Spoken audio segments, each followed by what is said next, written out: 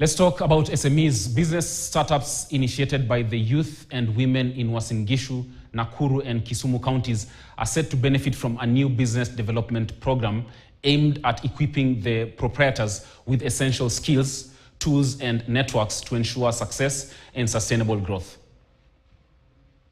We love the fact that we are having a lot of energy, a lot of discussion specifically on challenges that are affecting women and youth.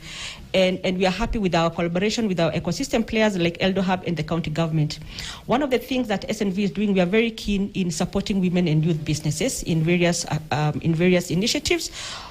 We make sure that all our projects are including their GESI responsive, that is gender equality and social inclusion, and therefore that is one of the things that we are doing. For everybody who has an existing business and needs a boost, as a county government, we are together, because realizing that the county and the country, internationally, nationally and locally, everything lies within communication sector, technology, and digitalization of our businesses.